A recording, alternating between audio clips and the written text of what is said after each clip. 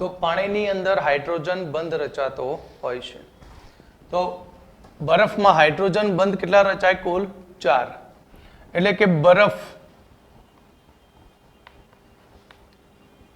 એ સખત હોય છે. બરફ વિદ્યુતનો અવાહક.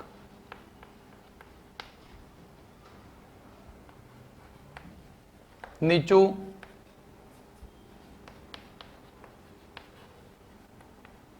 ગલન બિંદુ ધરાવે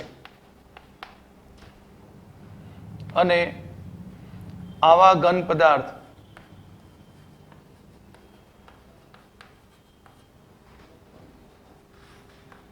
ઓરડાના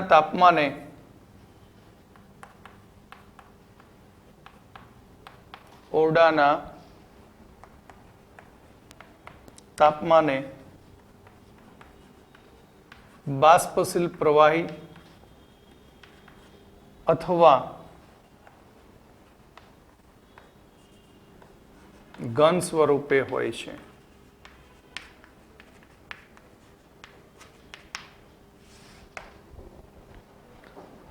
હવે આપણે જોઈશું બીજો પ્રકાર,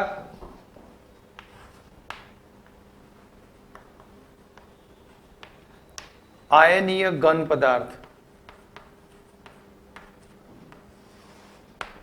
તો આયનીય ઘન પદાર્થની અંદર ધન આયન અને ઋણ આયનો હોય છે. આ ધન આયન અને ઋણ આયન એકબીજા સાથે સ્થિર વિદ્યુતીય આકર્ષણ બળ વડે જોડાયેલા હોય છે અને તેમની ત્રિપરિમાણીય દિશામાં ગોઠવણી થયેલી હોય છે. આયનીય ઘન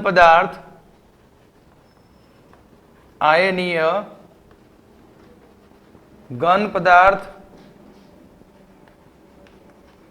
ધન આયન અને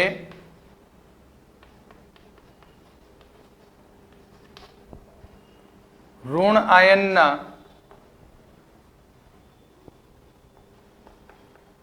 બનેલા હોય છે. આયનીય ઘન પદાર્થ જે ધન આયન અને ઋણ આયનના બનેલા હોય છે. ધન આયન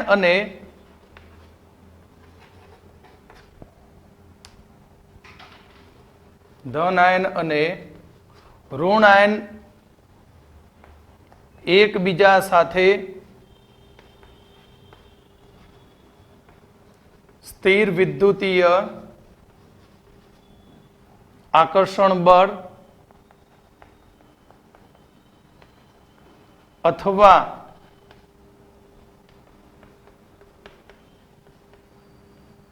કોલમ્બિક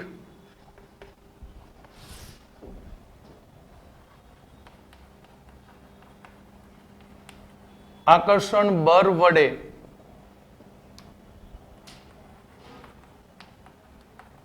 જોડાયેલા હોય છે.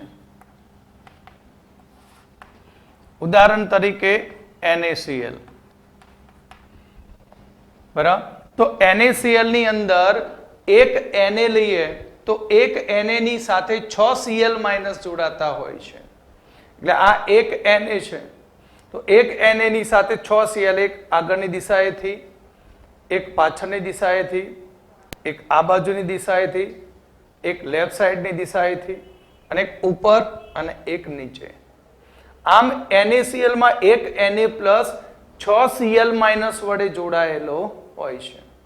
તો આ જ પ્રમાણે ઉપરનો Cl પણ એ 6 Na પ્લસ વડે જોડાયેલો હોય.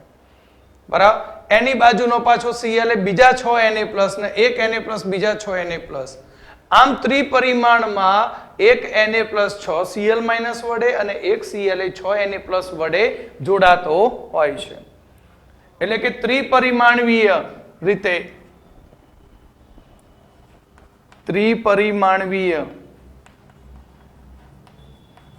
દિશામાં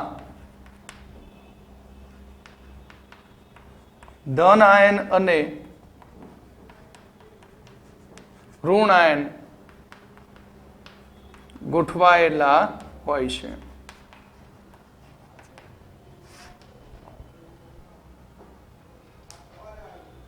તો આયનીય ઘન પદાર્થ કે જે ત્રિપરિમાણ ગોઠવણી ધરાવતા હોવાથી આયનીય ઘન પદાર્થ બધા સખત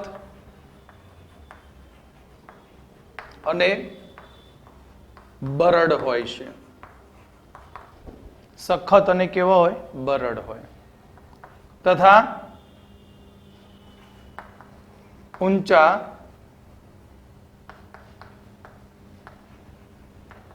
ગલન બિંદુ ધરાવે છે. ઘન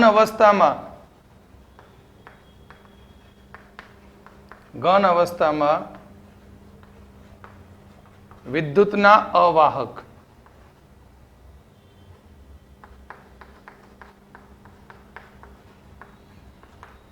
પરંતુ તેની પીગલિત કે જલીય દ્રાવણમાં તેની પીગલિત અવસ્થામાં અથવા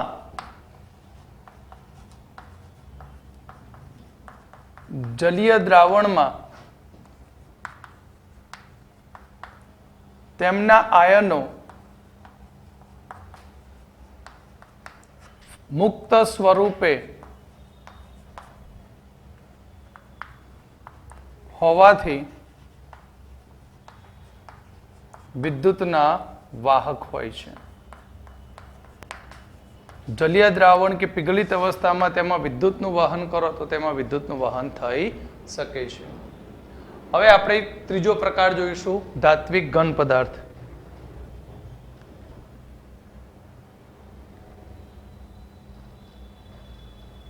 તો અહીંયા આપણે ત્રીજો ધાત્વિક ઘન પદાર્થ.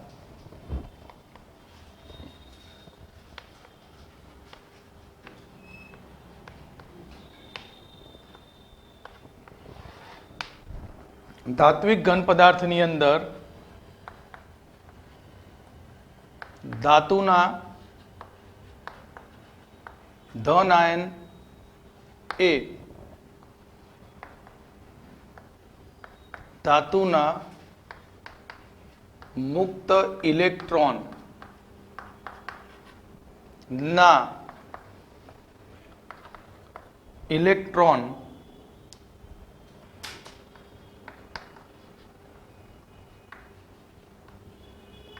સમુદ્રમાં ક્રમબદ્ધ રીતે ગોઠવાયેલા હોય છે.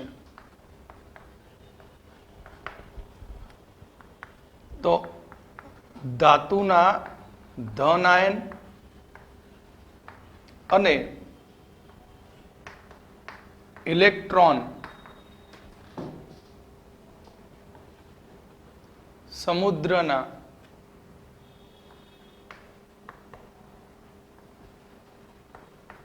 મુક્ત ઇલેક્ટ્રોન વચ્ચે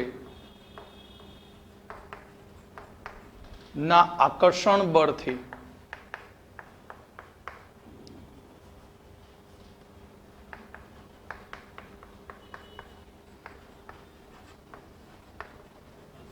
ધાત્વિક ઘન પદાર્થ બને છે.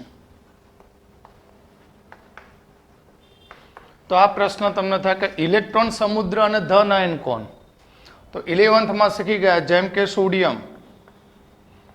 સોડિયમની અંદર ઇલેક્ટ્રોન કેટલા છે? તો 1s2 2s2 2p6 3s1. તો આ ઇલેક્ટ્રોન છૂટો પડી જાય તો અહીં આને કઈ કોષ કહેવાય? સંયોજકતા કોષ. તો હવે સોડિયમ શું બની ગયો? Na+ ધન આયન. પણ આ Na+ ધન આયનમાં સંયોજકતા કોષ નથી, તો આ ધન આયનને આપણે કહ્યું હતું પરમાણુ કર્નેલ. શું કહ્યું હતું? પરમાણુ કર્નેલ. અને આ મુક્ત થયેલા ઇલેક્ટ્રોન છે એ ઇલેક્ટ્રોન ધાતુની સપાટી પર આ રીતે ગોઠવણી પામે, અને ગોઠવણી પામે પછી તેમાં ધન આયન તેમાં ક્રમબદ્ધ રીતે શું થાય? ગોઠવાય, અને ત્યાં આકર્ષણ બળ થાય અને ધાત્વિક બંધ બનીને અહીંયા આપણને ધાત્વિક ઘન પદાર્થ મળે છે. આ રીતે આપણે આગળ ભણી ગયા હતા. ક્લિયર? આ થઈ ધાતુની સ્ફટિક રચના ઉપરની ઇલેક્ટ્રોન સમુદ્ર અને ધન આયનની ક્રમબદ્ધ ગોઠવણી. તો આ મુક્ત ઇલેક્ટ્રોન છે. મુક્ત ઇલેક્ટ્રોન હોવાથી તે સહેલાઈથી ભ્રમણ કરી શકે, ફરી શકે. એટલે જો હું બહારથી કોઈ ઇલેક્ટ્રોન એની અંદર દાખલ કરું તો આ ઇલેક્ટ્રોન ઉપર ધક્કો લાગે તો આ ઇલેક્ટ્રોન આગળ વધે, આ ઇલેક્ટ્રોન અહીંયા આગળ વધે, આગળ વધતા વધતા ઇલેક્ટ્રોન એક છેડેથી શું થાય? બહાર નીકળી જાય. તો આ મુક્ત ઇલેક્ટ્રોનની હાજરીને કારણે ધાતુની અંદર આપણને વિદ્યુતીય અને ઉષ્મીય વાહકતા, ઉષ્મીય વહન જોવા મળે છે. તો ધાતુના મુક્ત ઇલેક્ટ્રોનને લીધે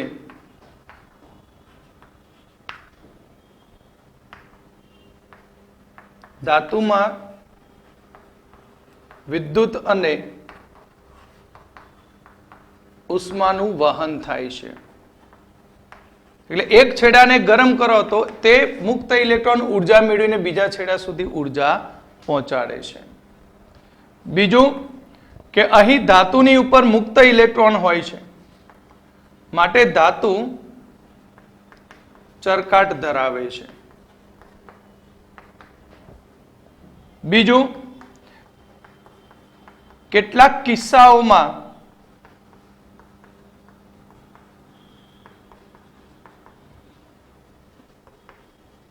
ધાતુઓ રંગીન હોય છે.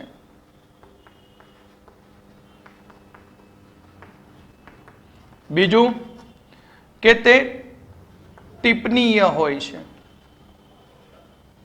અને તન્ય હોય છે. ટીપી શકાય છે અને ખેંચી પણ શકાય છે. તો ઉદાહરણ તરીકે એસ વિભાગમાં એચ સિવાયના બધા જ તત્વો ધાતુ તત્વો, ડી વિભાગના, એફ વિભાગના અને પી વિભાગમાં, તો તમે જુઓ પી વિભાગમાં બોરોન, પછી એક આ રીતે આડી લાઈન બનાવીએ તો પી વિભાગની અંદર આ બધા જ તત્વો, આ બાજુ જે ત્રિકોણ બને એમાં બધા તત્વો ધાતુ તત્વો છે. જ્યારે આ લાઈનની આ બાજુ અધાતુ તત્વો છે અને આ જે ત્રિકોણની આ જે ભાગ બનાવ્યો ઝિગઝેગ આકારનો જે હોય એની ઉપર હોય છે અર્ધ ધાતુઓ. એટલે કે અહીંયાથી આપણને બધા જ ધાતુ તત્વો મળતા હોય છે. હવે જોઈશું સહસંયોજક ઘન પદાર્થ.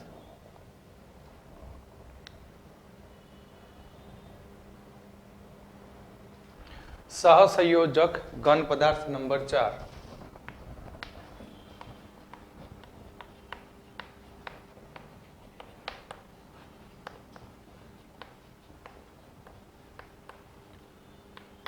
તો સહસંયોજક ઘન પદાર્થ કોને કહેવાય?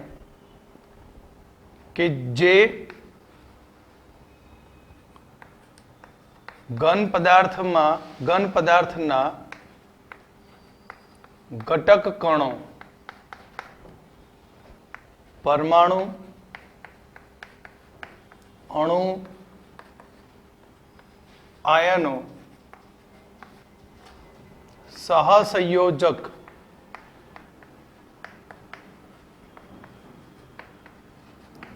બંધ વડે જોડાયેલા હોય તો તેને સહસંયોજક ઘન પદાર્થ કહે છે. અને આવા સહસંયોજક ઘન પદાર્થ, આવા સહસંયોજક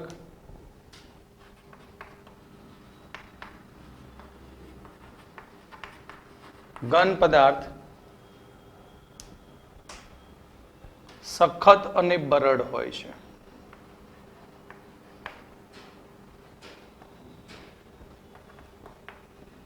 અપવાદ ગ્રેફાઇટ.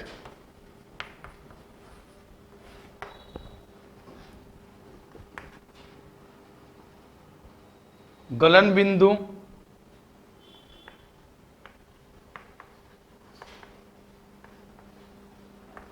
ખૂબ જ ઊંચા હોય છે.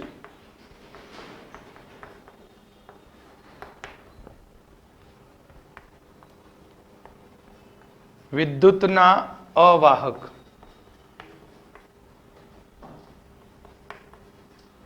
પણ અપવાદ ગ્રેફાઇટ. આ ગ્રેફાઇટ જ અવળો નીકળ્યો કે જે સહસંયોજક ઘન પદાર્થ મૃદુ હોય છે, પોચો હોય છે અને વિદ્યુતનો વાહક હોય છે. તો આપણે સૌથી પહેલા ઉદાહરણની વાત કરીએ તો હીરો અને સિલિકા. સિલિકા એટલે SiO2. હીરામાં તમે જાણો છો કે હીરાની અંદર એક કાર્બન પરમાણુ બીજા 4 કાર્બન પરમાણુ સાથે આ રીતે સહસંયોજક બંધ વડે જોડાય. 1 અરે યાર 2 3 આ 1 2 અરે 1 2 3 4. તે જ પ્રમાણે આ પણ 1 2 3 4 1 2 3 4. તો હીરાની અંદર અહીં આ રીતે કાર્બન પરમાણુ એકબીજા સાથે જોડાતા હોય સમચતુષ્ફલકીય રચના બનાવે. સમચતુષ્ફલકીય રચના હોય અને ત્રિપરિમાણ જાળીદાર રચના બનાવે. ત્રિપરિમાણવીય જાળીદાર રચના જેમાં કાર્બનનો એક પણ ઇલેક્ટ્રોન મુક્ત હોતો નથી, માટે તે વિદ્યુતનો અવાહક હોય છે. SiO2 પણ વિદ્યુતનું અવાહક હોય છે. કેમ? કારણ કે SiO2 નું બંધારણ એ હીરાના જેવું જ હોય છે. કારણ કે સિલિકોનની અંદર Si પરમાણુ 4 ઓક્સિજન પરમાણુ સાથે આ રીતે ત્રિપરિમાણવીય જાળીદાર નેટવર્કથી જોડાય છે. આ ઓક્સિજન છે બરાબર. આ પ્રમાણે Si તો અહીંયા એક ઓક્સિજન, બીજો ઓક્સિજન, ત્રીજો, ચોથો, આ રીતે પણ જોડાણ કરી અહીંયા પણ sp3 સંકરણ ત્રિપરિમાણીય જાળીદાર નેટવર્ક બનાવે. જ્યારે ગ્રેફાઇટની વાત કરીએ તો ગ્રેફાઇટમાં અહીં કાર્બન પરમાણુ sp2 સંકરણ ધરાવે છે. અને 11th માં આવી ગયું sp2 સંકરણ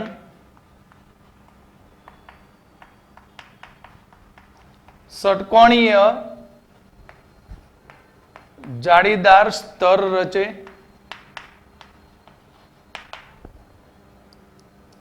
જેમાં ગ્રેફાઇટના કાર્બનમાં એક ઇલેક્ટ્રોન મુક્ત હોય છે, કારણ કે તે બંધમાં ભાગ લેતો નથી, જેના કારણે ગ્રેફાઇટ વિદ્યુતનો વાહક હોય છે. અને આ ષટકોણીય સ્તરો એકબીજા સાથે 340 પિકોમીટર અંતર રાખીને જોડાતા હોય છે, માટે ગ્રેફાઇટ એ પોચો હોય છે. અને આ જે ષટકોણીય સ્તરો છે એકબીજા ઉપર સરકી શકે છે, માટે ગ્રેફાઇટનો ઉપયોગ લુબ્રિકન્ટ તરીકે થાય. લુબ્રિકન્ટ એટલે ઊંજણ તરીકે. પણ ઊંજણ તરીકે એટલે આપણે ગાડીની અંદર જે ઓઇલ પૂરીએ છીએ તે રીતે નહીં. જ્યાં મશીનરીની અંદર ટેમ્પરેચર ખૂબ જ હાઈ હોય ત્યાં ગ્રેફાઇટનો પાવડર ત્યાં મશીનરીની અંદર નાખવામાં આવે છે, કારણ કે ગ્રેફાઇટ સ્લીપ ખાઈ જાય. ઊંજણ તેલ હોય તો શું થાય? ઓઇલ વાપર્યું હોય તો ખૂબ જ ઊંચા ટેમ્પરેચરે ઓઇલ બળી જાય, વેપરાઇઝ થાય, મશીન તરત જ લોક થઈ જાય. પણ ગ્રેફાઇટ નાખી દઈએ તો એ ઊંચા તાપમાને ગ્રેફાઇટ જે ઘર્ષણ પામતા એન્જિનની અંદર ચક્કરો હોય એને તરત શું કરે? સ્લીપ ખવડાવી દે. ક્લિયર? એટલે ઊંજણ તરીકે તેનો ઉપયોગ થાય. લુબ્રિકન્ટ તરીકે ઉપયોગી છે. ક્લિયર? તો આ રીતે સ્ફટિકમય ઘન પદાર્થનું 4 પ્રકારમાં વર્ગીકરણ થાય છે.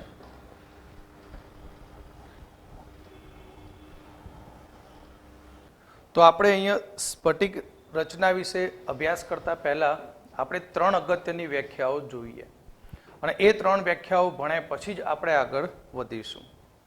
તો તમે જાણો છો કે પદાર્થ એ નાનામાં નાના કણ એટલે કે પરમાણુ, અણુ કે આયનોનો બનેલો હોય છે. તે જ રીતે સ્ફટિક તે પણ એક નાનામાં નાના કણોનો બનેલો હોય છે. આ કણને અથવા તો આ નાનામાં નાના ભાગને એકમ કોષ કહેવામાં આવે છે.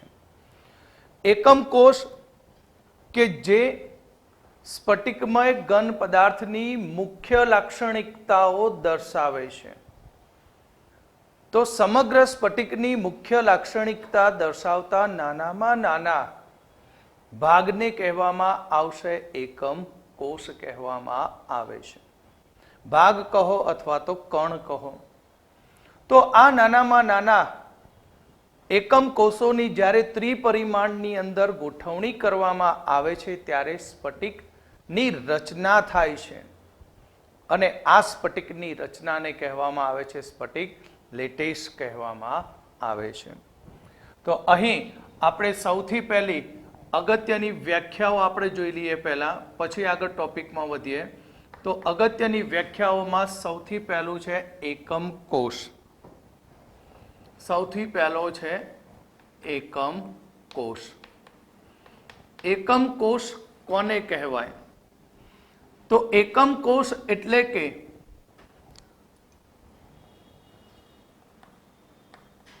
સ્ફટિકમય ઘનની મુખ્ય લાક્ષણિકતાઓ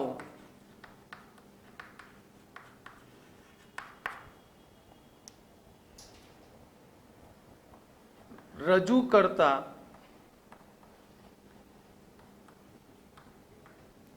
નાનામાં નાના કણને એકમ કોષ કહે છે.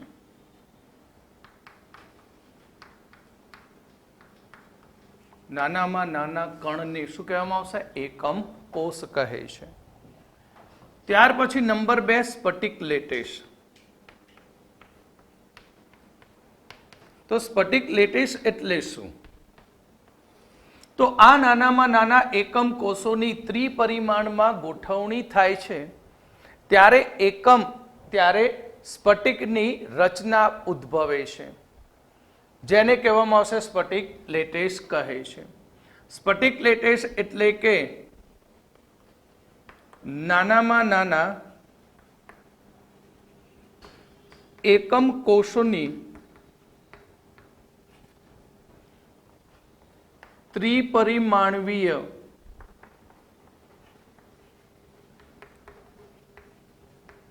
ગોઠવણી થાય છે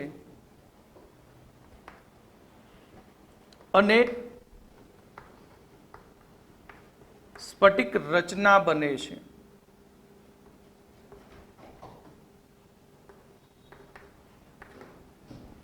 આ રચનાને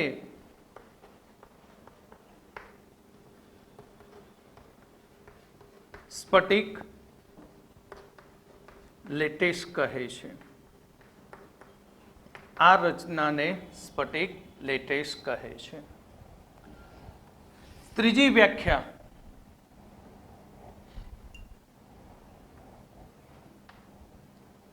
લેટિસ બિંદુ.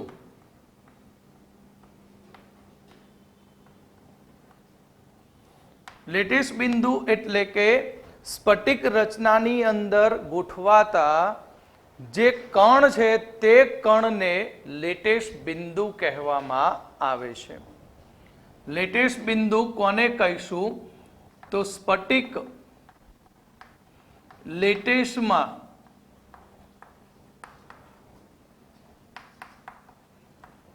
ગોઠવાતા નાનામાં નાના કણને લેટેસ્ટ બિંદુ કહે છે.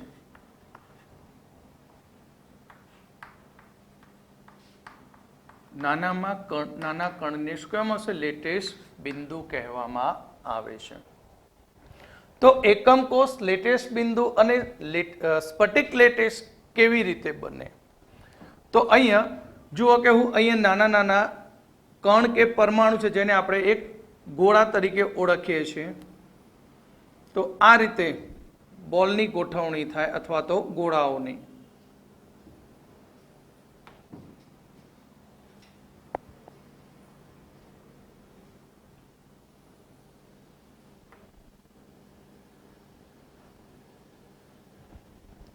ક્લિયર? તો આ જે નાના નાના ગોળા ગોઠવ્યા છે એને આપણે એવી કલ્પે કે એક નીચેના સ્તરમાં દડા ગોઠવાયેલા છે અને એ દડા ઉપર બીજા દડા સીધા જ ગોઠવણી પામે છે. તો જે નીચેના 4 બોલ છે એ 4 બોલના મધ્ય બિંદુઓને શું કરું? જોડી દઉં સેન્ટરમાંથી આ 4 ગોળાઓના બિંદુઓને શું કરી દઉં? જોડી દઉં. તે જ પ્રમાણે આની ઉપર હવે બીજા મૂકી દઉં ગોળા 4. એની ઉપર આવતો બીજો ગોળો છે.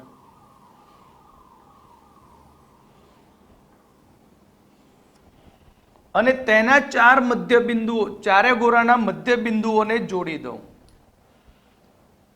એટલે આ રીતે કહેવા માંગુ છું.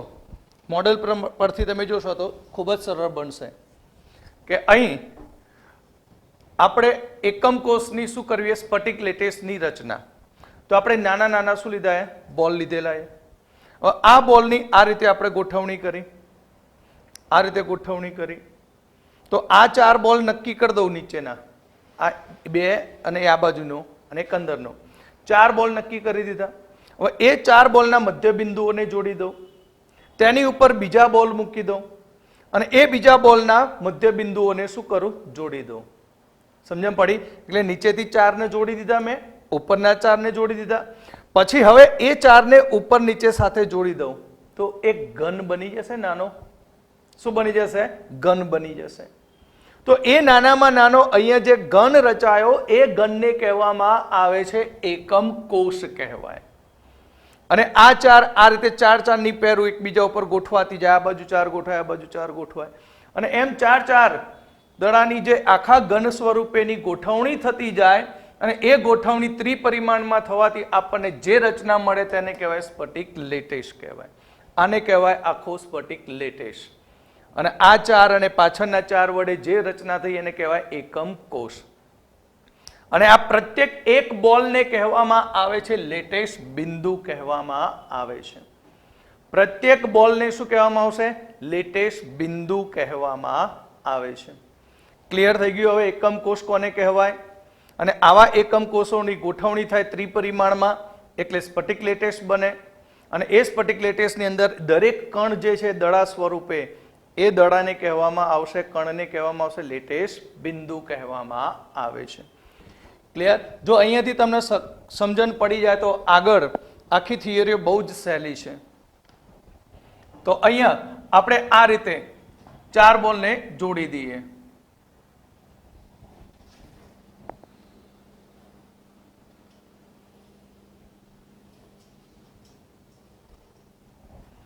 બરાબર? હવે ઉપરથી નીચેના 4 સાથે જોડી દઈએ.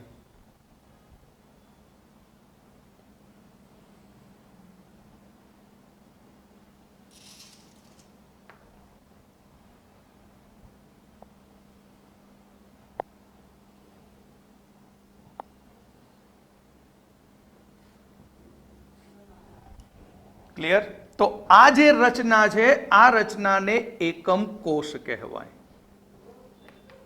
શું કહેવાય? એકમ કોષ. અને તેના ઉપર રહેલા આ જે બિંદુઓ છે 1 2 3 4 5 6 7 અને 8, 8 બિંદુઓને કહેવામાં આવશે લેટેસ્ટ બિંદુ કહે છે. 8 બિંદુને શું કહેવામાં આવશે? લેટેસ્ટ બિંદુ કહેવામાં આવે છે. એટલે કે જો આપણે વિસ્તૃત પ્રમાણમાં જોઈએ મોટી રચનામાં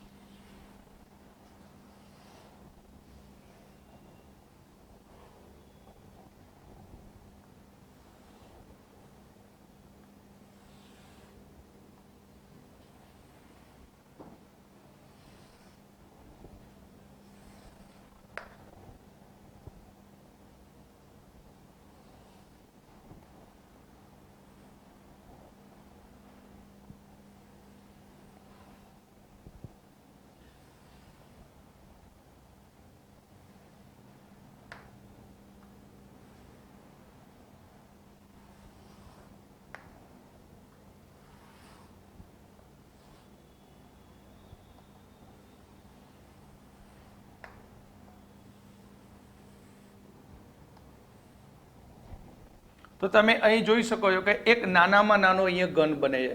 આ 1 2 3 4 5 6 7 અને 8.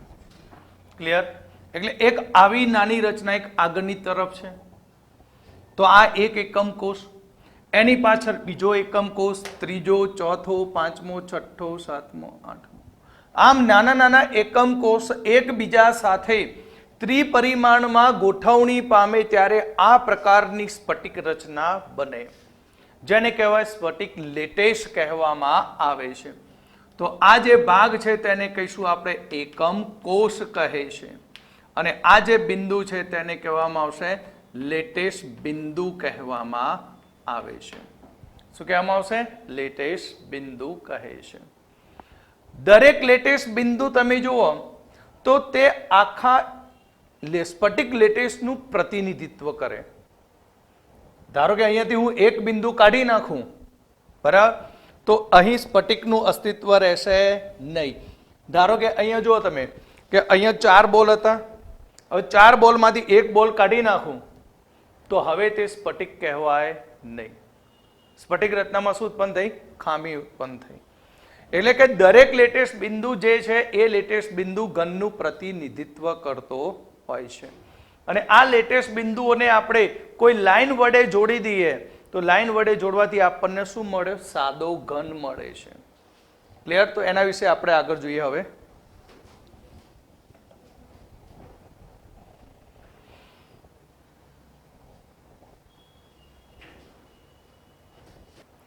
તો આપણે કહ્યું કે એકમ કોષોની આપણે ત્રિપરિમાણમાં ગોઠવણી કરવામાં આવે તો તેમાંથી સ્ફટિક લેટેશની રચના થાય. તો અહીંયા આપણને કુલ 14 સ્ફટિક લેટેશ રચનાઓ મળી શકે, જેને બ્રેવિસ લેટેશ કહેવામાં આવે છે. તેના વિશે હું એક કોષ્ટક બનાવીને આપીશ તમને ટ્રીક સાથે, બરાબર, જે તમને યાદ રહી જાય. એમાંથી કોઈ ખાસ બોર્ડની એક્ઝામ માટે કોઈ ક્વેશ્ચન ના પૂછી શકે, ક્યાંક એસક્યુ પૂછી શકે, પણ નીટ જીની એક્ઝામ માટે એક ખાસ અગત્યનું કોષ્ટક બનતો હોય છે.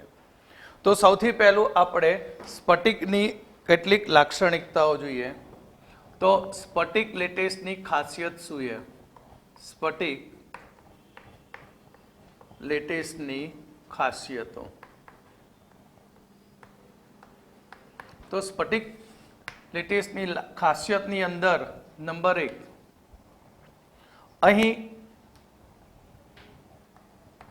લેટેશ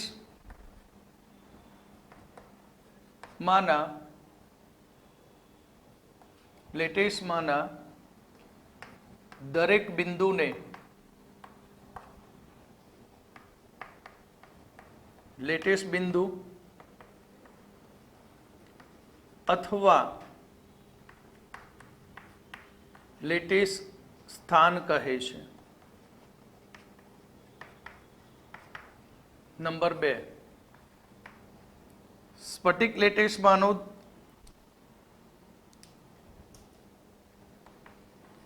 સ્ફટિક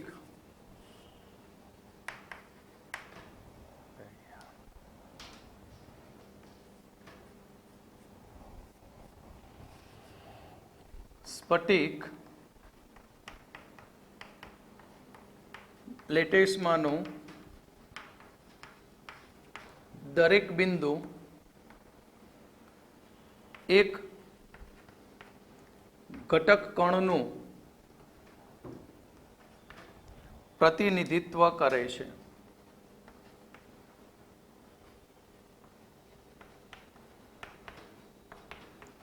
જે પરમાણુ, અણુ અથવા આયન હોઈ શકે. નંબર 3, લેટેસમાંના દરેક લેટેસ બિંદુને સીધી રેખા વડે સીધી લીટીમાં જોડવામાં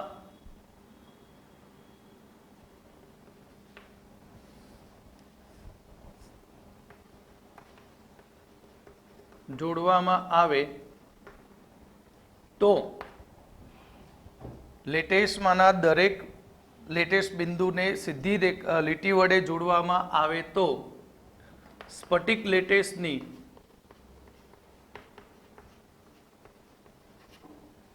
ચોક્કસ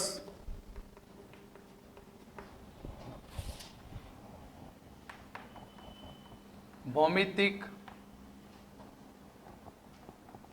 રચનાનો નિર્દેશ કરે છે. ચોક્કસ ભૌમિતિક રચનાનો શું કરે તે નિર્દેશ કરે છે. હવે આપણે એકમ કોષની ખાસિયત જોઈશું.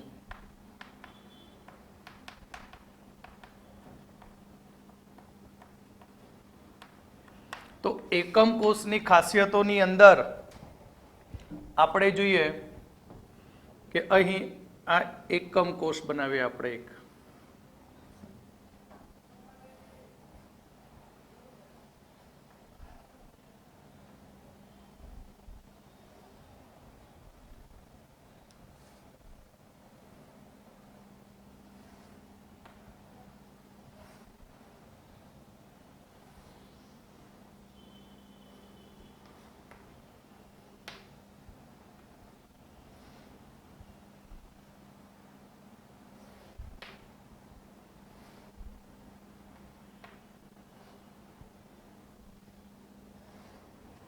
તો એકમ કોષની અંદર કુલ તમે જુઓ તો એકમ કોષની અંદર એક ખૂણા ઉપરથી 3 ધાર નીકળતી હોય છે.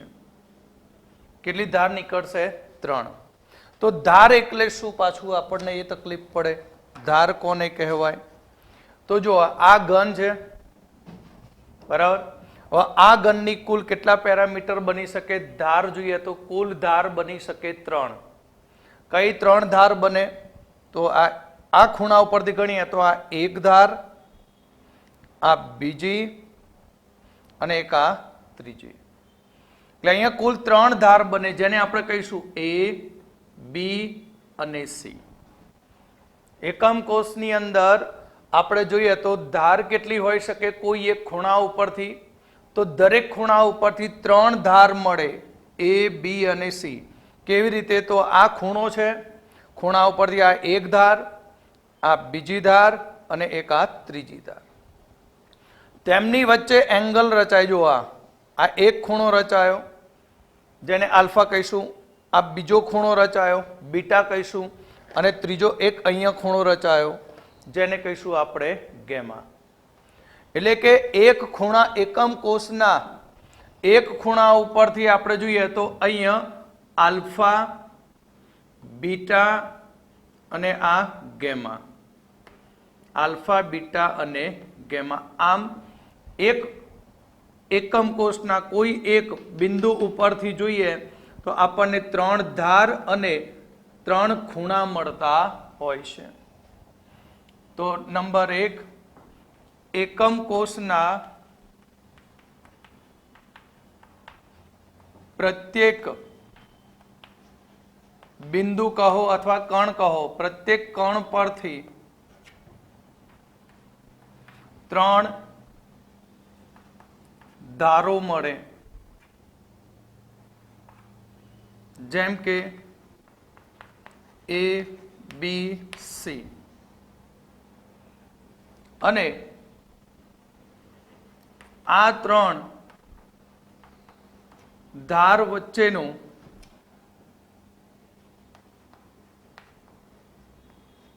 ખૂણો, 3 ધાર વચ્ચેના ખૂણાઓ અનુક્રમે આલ્ફા, બીટા અને ગેમા મળે છે. આમ એકમ કોષના કુલ 6 પેરામીટર હોય છે. એકમ કોષના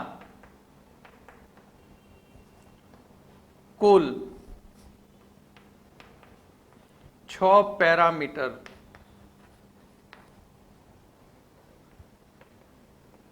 કયા? તો A, B, C, alpha, beta અને ગેમા. ક્લિયર? તો આ થઈ સ્ફટિક લેટિસની ખાસિયત અને એકમ કોષની ખાસિયતો.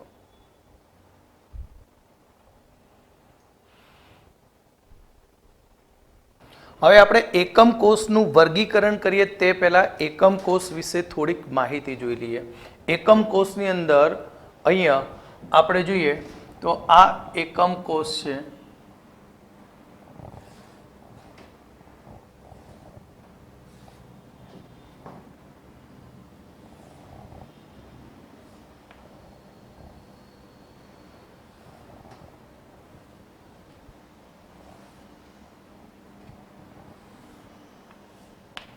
તો આ એકમ કોષની અંદર સૌથી પહેલા તમે જાણી લો કે ખૂણા કેટલા એકમ કોષના? 1, 2, 3, 4, 5, 6, 7 અને 8.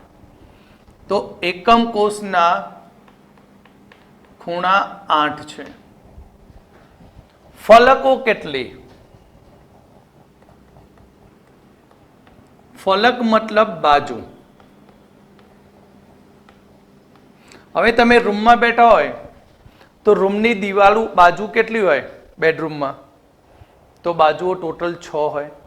4 ઊભી દિવાલો, ફ્લોરિંગ અને સીલિંગ. તો એકમ કોષની અંદર પણ કુલ કેટલી ફલકો હોય? 6 હોય. બરાબર. આ એક ફલક, એની સામે બીજી ફલક, ત્રીજી, ચોથી, આગળની સાઈડની આ 5મી ફલક અને આ પાછળની 6ઠ્ઠી ફલક. એટલે કે ફલકો કુલ 6 હોય છે. એકમ કોષની અંદર કુલ ધાર કેટલી? કુલ ખૂણા એક એકમ કોષમાં કુલ ખૂણા 8, ફલક 6 અને ધાર કેટલી? તો ધાર તમે જુઓ તો અહીં એક ધાર કુલ આ ખૂણાથી સેન્ટરથી તમે ધાર ગણો તો કેટલી થઈ?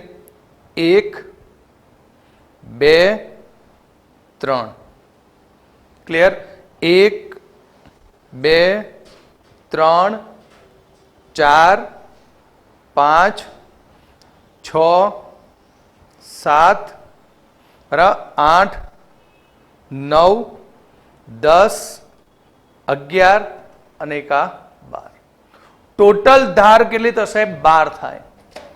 રૂમનો કોઈ ખૂણો પકડીને તમે ગણી નાખો તો કોઈ એક ખૂણાને પકડીને તમે ગણતરી કરશો ખૂણામાંથી તો એક ખૂણામાંથી 3 નીકળશે. બરાબર. એટલે ટોટલ ધારની સંખ્યા કેટલી છે? 12 છે.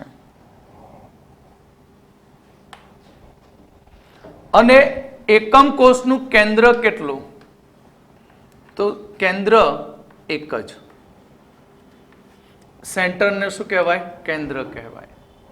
તો એકમ કોષની આટલી વાત તમારે માહિતી યાદ રાખવી પડે. તો આ માહિતીને આધારે એકમ કોષનું આપણે વર્ગીકરણ કરીએ તો 2 પ્રકારમાં થાય. એકમ કોષનું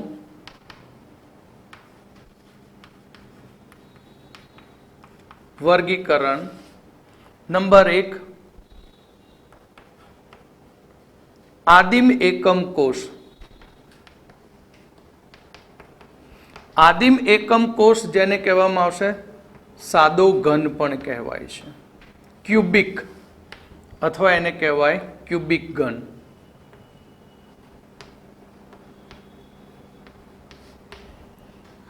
તો સાદા એકમ કોષની અંદર આદિમ એકમ કોષમાં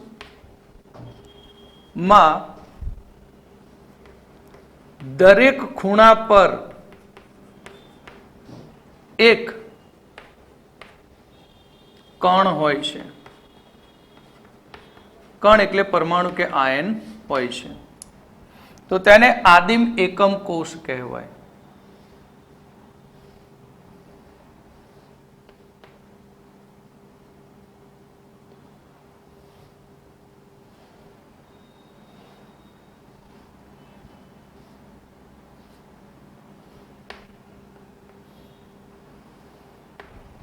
તો અહીંયા દરેક ખૂણા ઉપર એક એક કણ ગોઠવાતો હોય છે.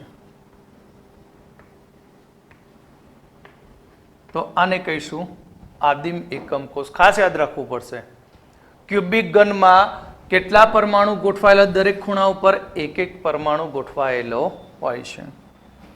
હવે આની અંદર બીજો પ્રકાર કેન્દ્રિત એકમ કોષ.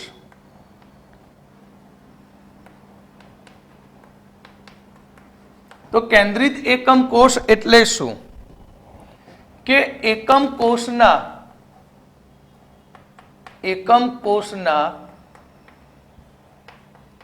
ખૂણા ઉપરાંત એકમ કોષના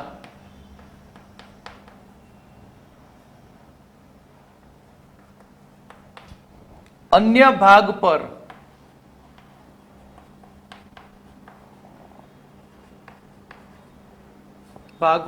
કણો ગોઠવાયેલા હોય.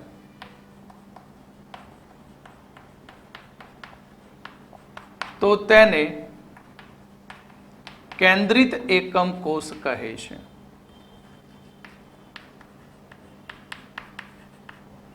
તો તેને કેન્દ્રિત એકમ કોષ કહેવામાં આવે છે. તો કેન્દ્રિત એકમ કોષની અંદર પહેલો પ્રકાર નંબર 1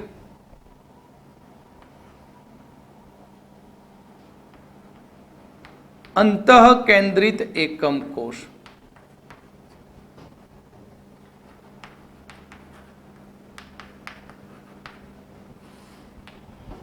તો અંતઃકેન્દ્રિત એકમ કોષ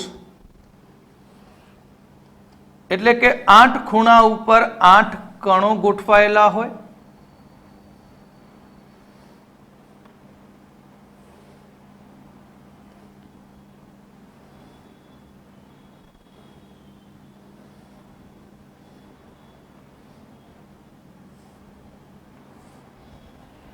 એટલે કે અહીંયા 1 2 3 4 5 6 7 8 અને એક સેન્ટરમાં કણ ગોઠવાયેલો હોય. તો આને કહેવાય આપણે અંતઃકેન્દ્રિત એકમ કોષ કહે છે. કયો કોષ કહેવાય? અંતઃકેન્દ્રિત એકમ કોષ. એટલે કે એકમ કોષના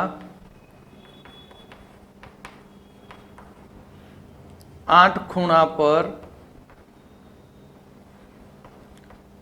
એક એક કણ અથવા પરમાણુ અને એક કણ એકમ કોષની મધ્યમાં એટલે કે એકમ કોષના કેન્દ્રમાં, એકમ કોષના કેન્દ્ર પર ગોઠવાયેલો હોય તો તેને અંતઃકેન્દ્રિત એકમ કોષ કહે છે. તો તેને અંતઃકેન્દ્રિત એકમ કોષ કહેવામાં આવે છે. હવે આપણે બીજો પ્રકાર બી,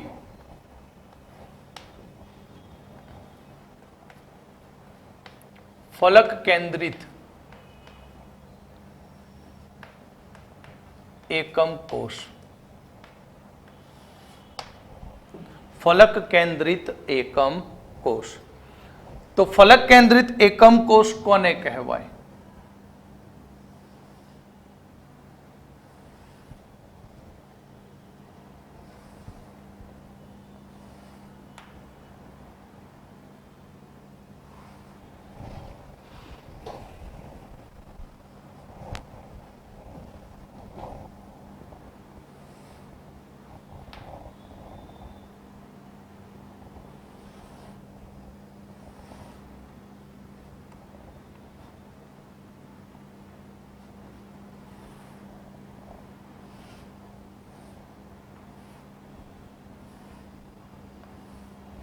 ફલક કેન્દ્રિત એકમ કોષ એટલે કે દરેક એકમ કોષમાં તો પ્રથમ 8 ખૂણા ઉપર એક એક કણ કે પરમાણુ ગોઠવણી પામે છે. દરેક ખૂણા ઉપર એટલે કે 8 ખૂણા ઉપર એક એક ઘટક કણની શું થાય? ગોઠવણી થાય.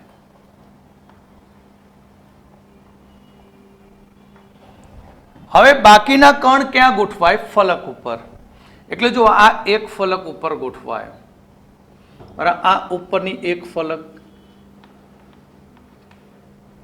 આ બાજુની એક ફલક,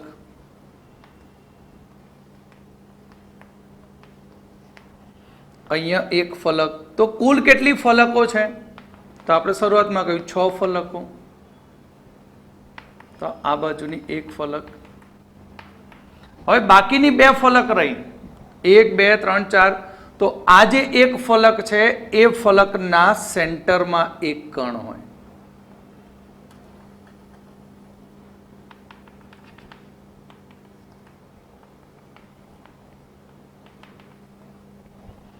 હવે બાકી રહી પાછળની આ ફલક, તો એની સેન્ટરમાં અહીંયા કણ હોય.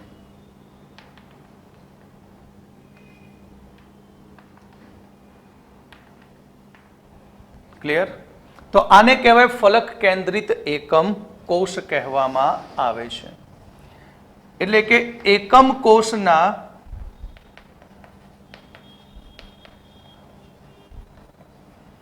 આઠ ખૂણા પર એક એક કણ અને એક એક કણ અને 6 ફલક પર અને 6 ફલક પર એક એક કણ ગોઠવાય.